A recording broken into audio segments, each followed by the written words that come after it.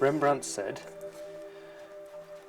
even if it's just cleaning your brushes, do something every day. There's always something to do. If you're making your own panels and paints and pigments and waxes, there's always some physical contribution to the work that you can make. It's not just quirky habit. These paints have such a strong body and such extraordinary luminosity, really powerful colours, that they change the way in which a picture looks. They also make it a lot more long-lasting. They make a painting incredibly durable because the amount of pigment in commercially made paints is very small. So in actual fact, the colours are not very bright. And the more you pay for a tube of oil paint, the more pigment you get and the purer the oil. But this is pure oil and the purest of pigment, which is why my paintings have such a brightness in their colouring.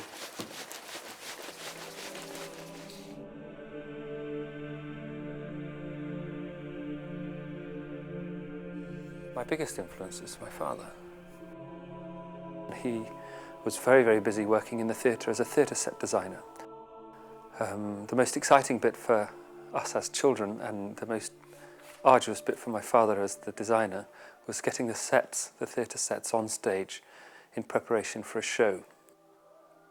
Every time we took a break, we'd go up into the lighting box and mess around with the lights and the amplifiers and the sound effects, but most particularly the lights. Lighting changes in a theatre, changes everything. It amplifies gestures, gives things more meaning, imbues simple gestures, simple activities with great significance. I realised after finishing my A-levels and then after doing my degree that I knew practically nothing about the very fundamentals of making a painting, of building a painting from nothing.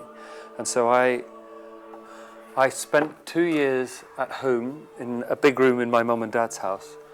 I broke down my entire technique, right the way down to how I hold a pencil, how I hold a paintbrush, what sort of paintbrushes I should use, the different functions of the different paintbrush styles and shapes, what different oils do, their drying times and capacities, what pigments are compatible with what, and the whole substructure of a painting.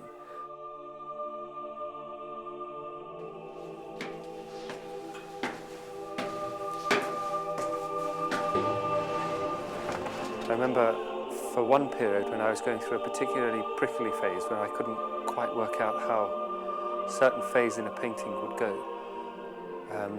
I'd go up the stairs into the studio, the room that I was using as a studio, get to the top of the stairs, sit down and be unable to go any further, and wait until lunch, come down for lunch, and then go up and sit on top of the stairs again. And it was very, very difficult.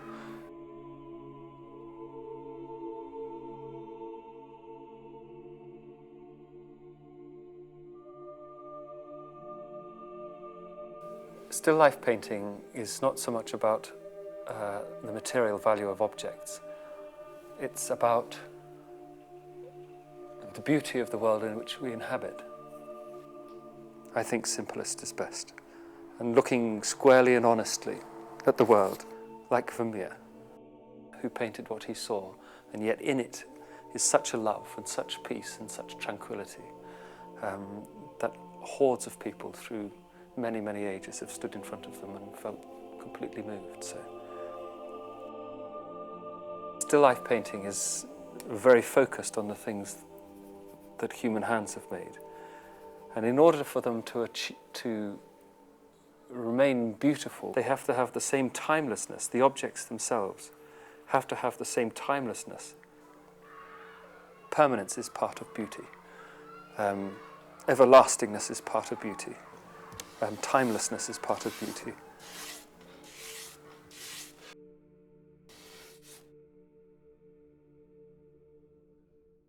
Most modern paintings coming out of art schools are not varnished. They have no protection at all. None. They're pretty much unrestorable.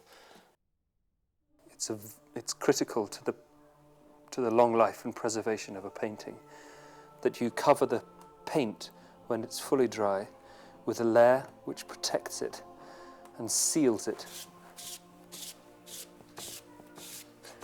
Makes them shine.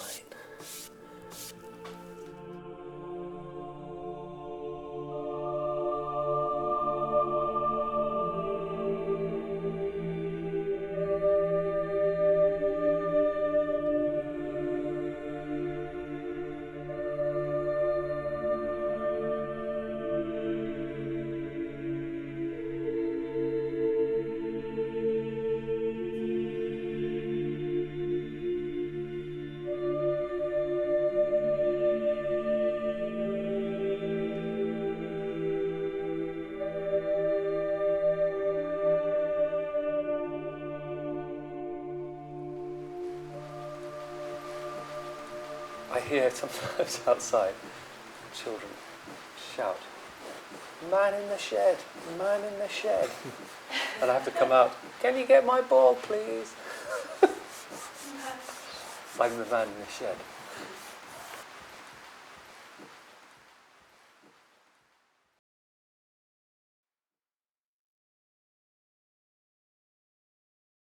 Jonathan Cooper, finest figurative picture dealer in London, gentleman. He has the most gentle way of fostering talent, the tenderest way of steering people.